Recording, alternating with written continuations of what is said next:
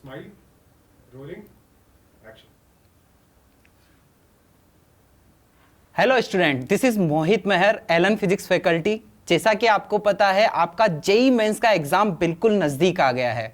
तो आपको last time पर कैसे प्रिपेयर करना है, आपकी तैयारी को कैसे इन्हेंस करना है, इसके लिए हम ये सेशन लेके आए हैं। तो मैं यहाँ पर हमारे expert teacher Avinesh Saini sir का स्वागत करना चाहूँगा, जिन्होंने बहुत सारे रैंकर्स को मेंटर किया है। 20 साल से ज़्यादा इनका एक्सपीरियंस है। तो सर, आपका स्वागत है। Thank you very much. Hello students. तो सबसे पहला क्वेश्चन जो मैं सर से पूछना चाहूंगा, जो कि बच्चों ने सबसे ज्यादा पूछा है, कि सर लास्ट टाइम पर जेई मेंस की तैयारी कैसे करनी है अभी? लास्ट टाइम देखिए, इस टाइम पर जो प्रिपरेशन करने का तरीका है, सबसे पहले आप ये देखें, आपके पास 2 अटेम्प्ट्स मिलेंगे, एक जनवरी अटेम्प्ट और दूसरा फिर अप्रैल अटेम्प्ट होगा। So let us first talk about January attempt. January attempt में स्टूडेंट्स, अगर आप ध्यान से अभी कैलकुलेट करें तो रफली आपके पास अभी 80 डेज हैं।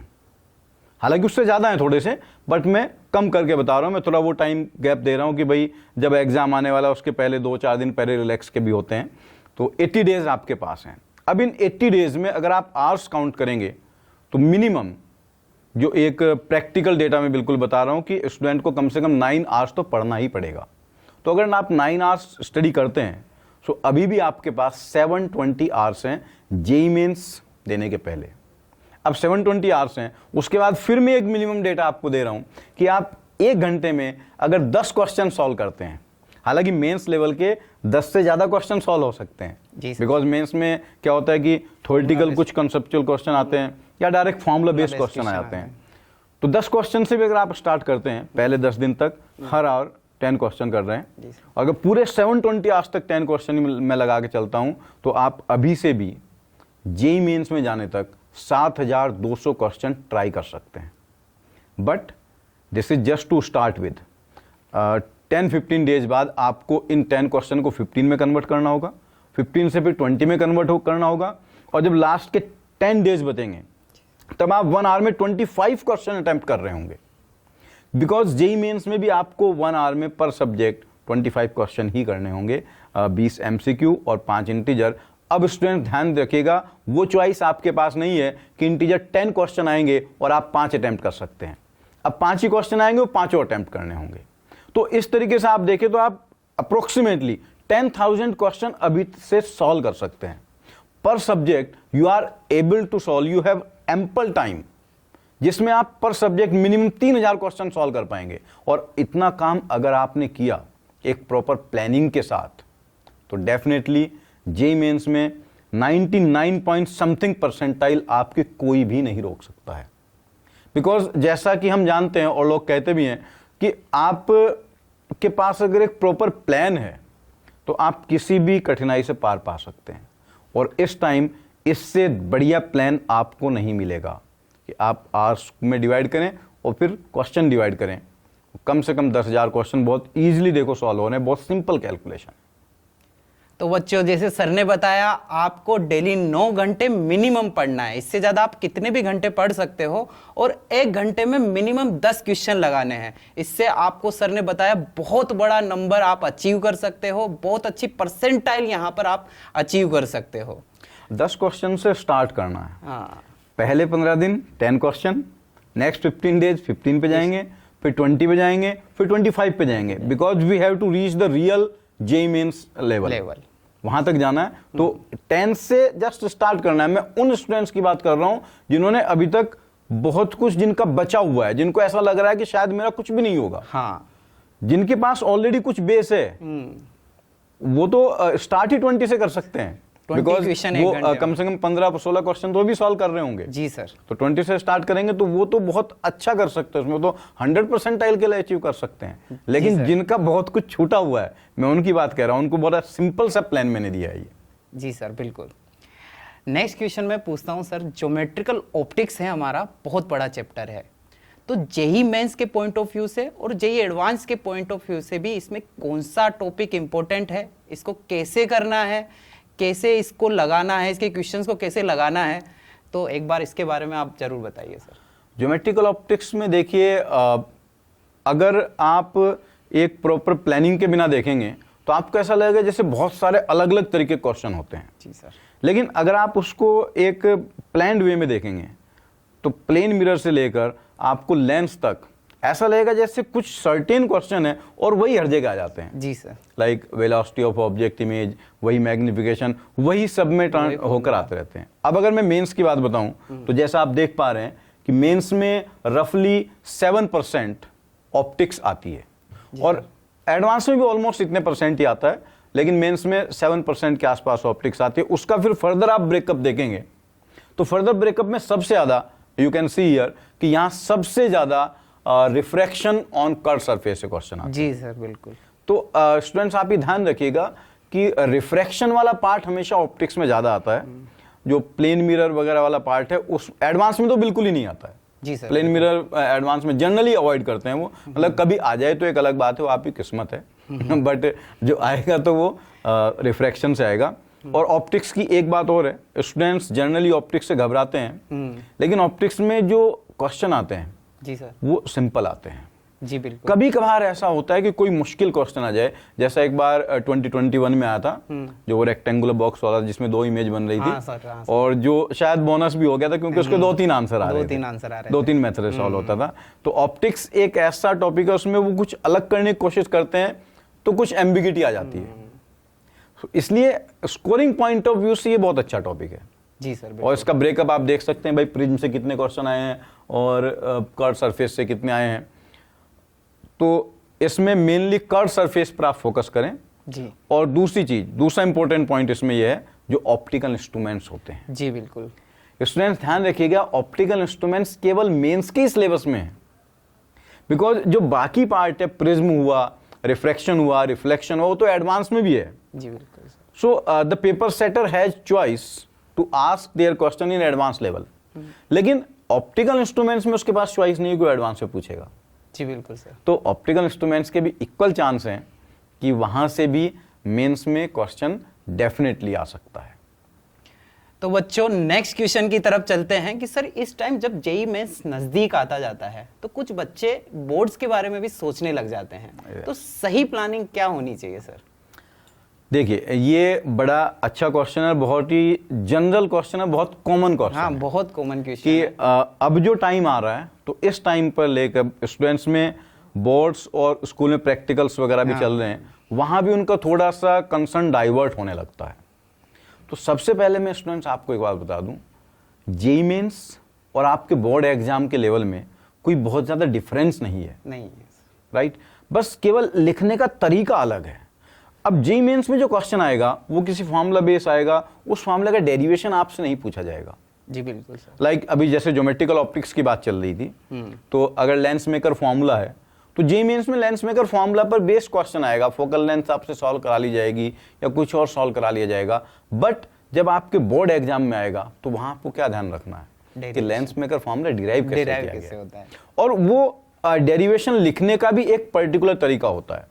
स्टूडेंट्स जब आप किसी भी इंस्टीट्यूट में पढ़ रहे होते हैं तो वहां पर लाइक अगर मैं भी लेंस मेकर फॉर्मूला डिराइव कराऊंगा तो मैं बोर्ड पर वो सारी चीजें नहीं लिखता, लेटस रेडियस इज आर, जी सर बिल्कुल, let's image distance is V, object distance is U. लेकिन बोर्ड एग्जाम में जब आप करेंगे तो ये सारा लिखना होगा। These all minute detailings you need to write down there, तभी आपको पूरे मार्क्स मिलेंगे। तो इस टाइम घबराने की बात बिल्कुल नहीं है। जो मैंने थोड़ी देर पहले आपको बताया था वो 9 आवर वाला ब्रेकअप, वही आपके बोर्ड एग्जाम की तैयारी भी कराएगा। तो 9 आवर्स में 10 दिन बाद आप 1 आवर और इंक्लूड कर दो, जी 10 आवर्स बना दो उसे, and give that 1 hour only for board exam preparation, derivation learn करने में, डेफिनेशंस लर्न करने में, बिकॉज वहां डेफिनेशन भी आती हैं एक क्वेश्चन मार्क्स में या 2 मार्क्स में कि इसको एक्सप्लेन करें। लाइक इलेक्ट्रिक फील्ड लाइंस की प्रॉपर्टीज लिख दें, 1 मार्क्स में आ गया। तो वो जो आपको याद रहते हैं, जो हम क्लास में ऐसे ही बता देते हैं, वहां आपको एक प्रॉपर वे में लिखना होता है। बस यही डिफरेंस है, बाकी इतना टेंशन लेने की जरूरत नहीं है। और तीसरा पॉइंट जो बोर्ड एग्जाम के लिए आपको करना चाहिए, that is previous year papers. आप लास्ट 5 ईयर के पेपर अगर आप सॉल्व कर लेंगे तो आप देखेंगे कि इस साल का जो पेपर बना है वो शायद उन्हीं में से कहीं से क्वेश्चन छट के आ गए।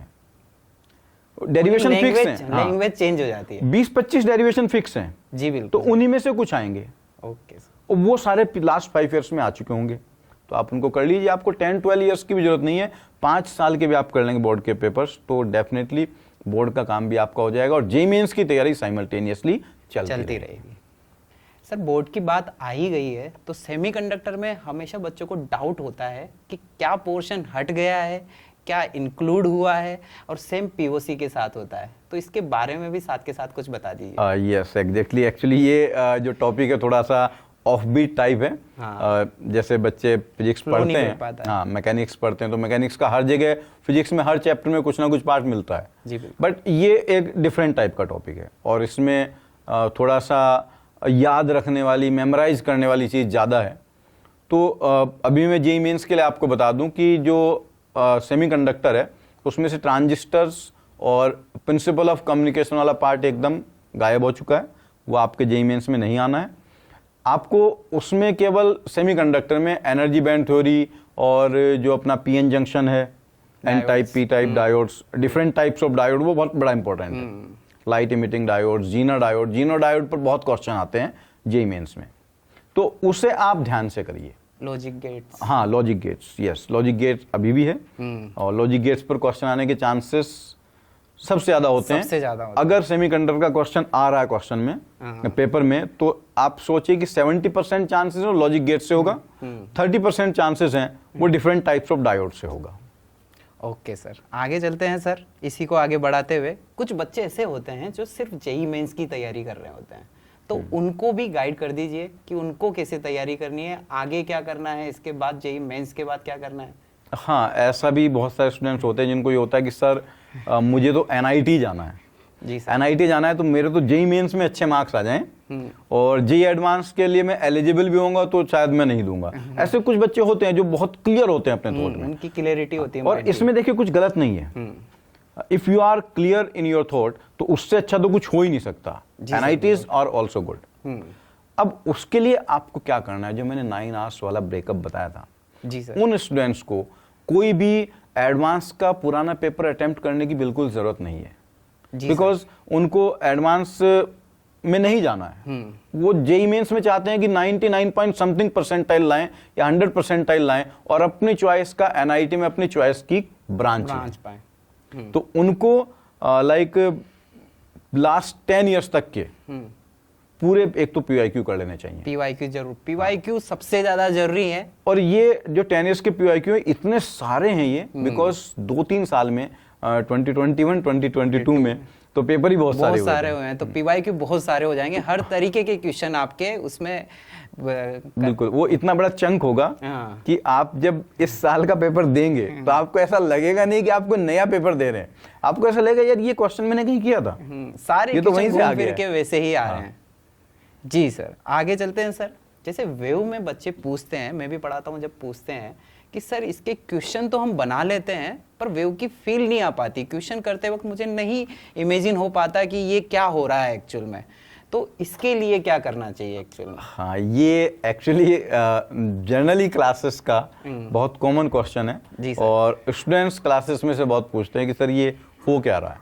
तो देखिए, जब आप वेव पढ़ना स्टार्ट करते हैं तो जनरली जब हम कहते हैं कि वेव ट्रेवल करे तो स्टूडेंट सोचते हैं कि वेव का मतलब ऐसे कुछ जा रहा है। जी सर, बिल्कुल। तो ये वहां पर क्या है, जो विजुअलाइजेशन वाली चीज है, कैसे चीजों को विजुअलाइज करें, वो एक बेसिक थॉट से आता है।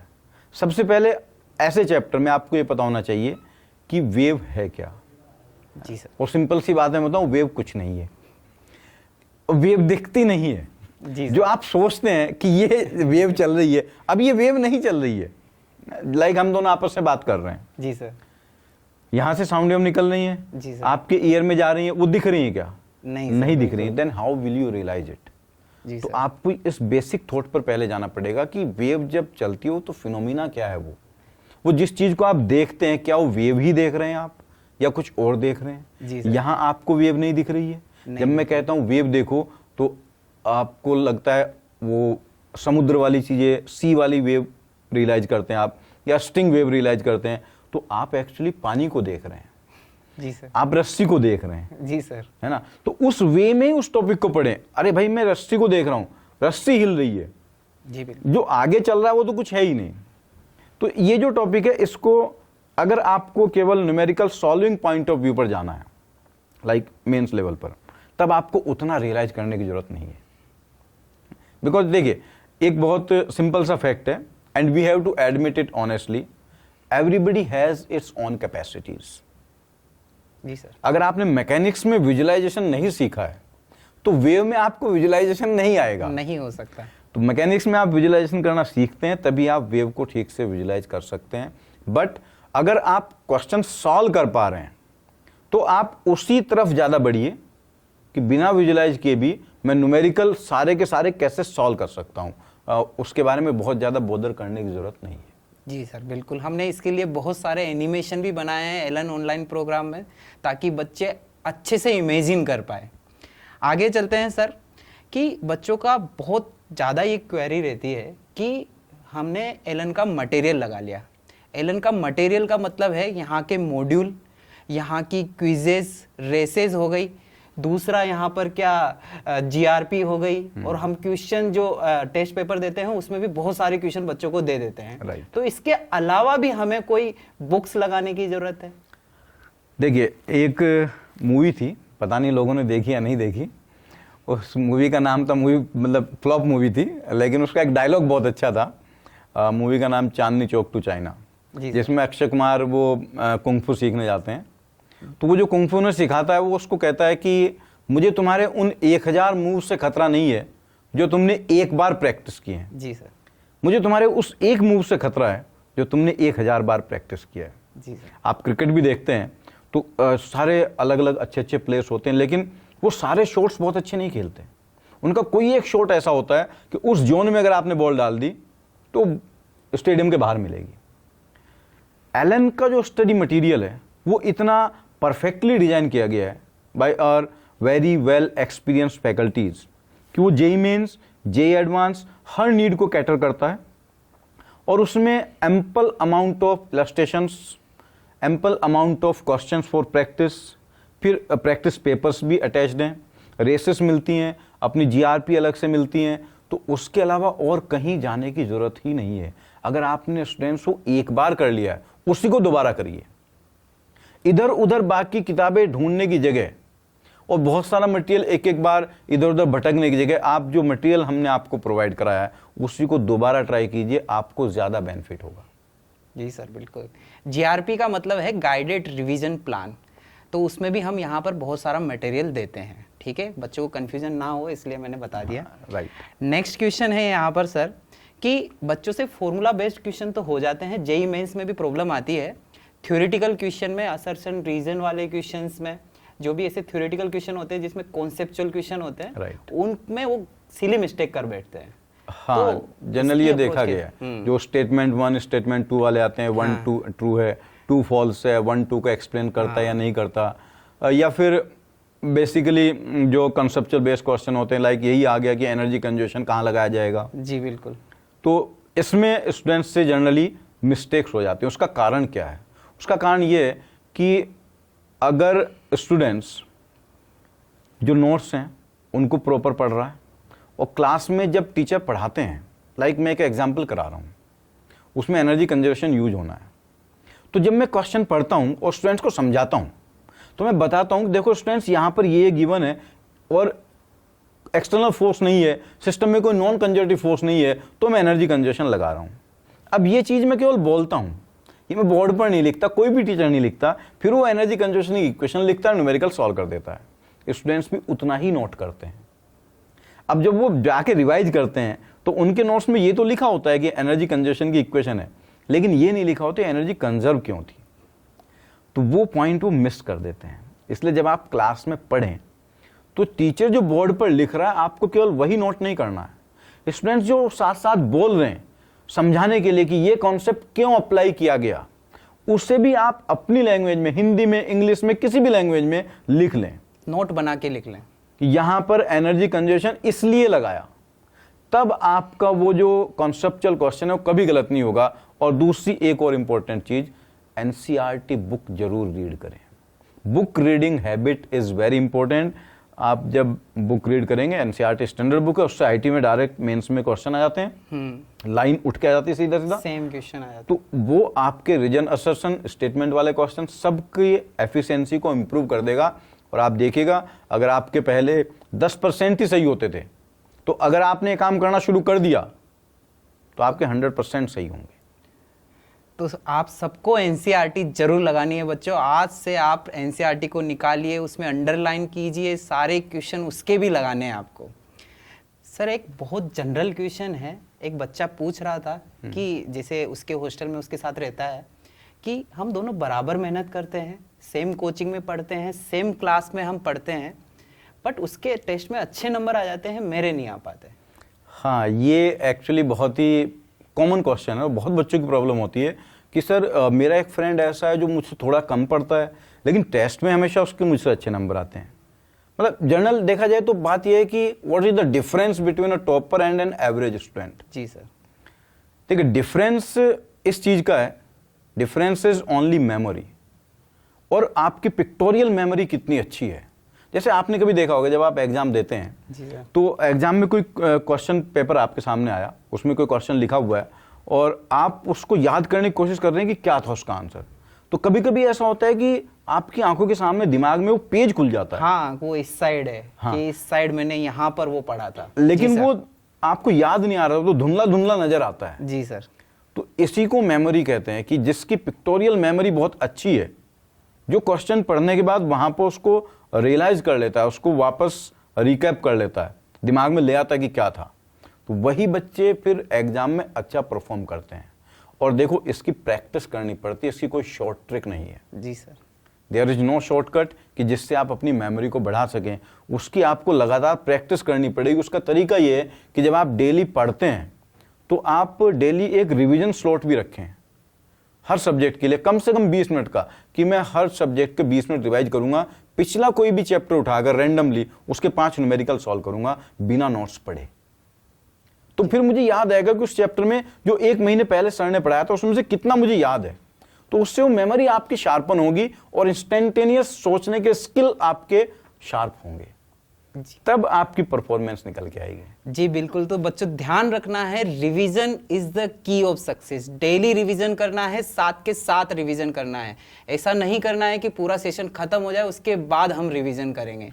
एक चैप्टर आपने पढ़ लिया है, उसके बाद आप उसको रिवाइज कीजिए, फिर 2 चैप्टर आपने पढ़ लिए, उन दोनों को साथ में रिवाइज कीजिए, और ऐसे ही सिलसिला चलता रहेगा। तो यहाँ पर हम हमारे सेशन को समाप्त करते हैं बच्चों। और यहाँ पर जितने भी पॉइंट्स पे सर ने जोर दिया है, क्योंकि सर बहुत एक्सपीरियंस है, इन्होंने बहुत सारे बच्चों को पढ़ाया है, तो आपको सबको ध्यान में रखते हुए सारे पॉइंट्स का एकदम ध्यान रखना है, पालन करना है।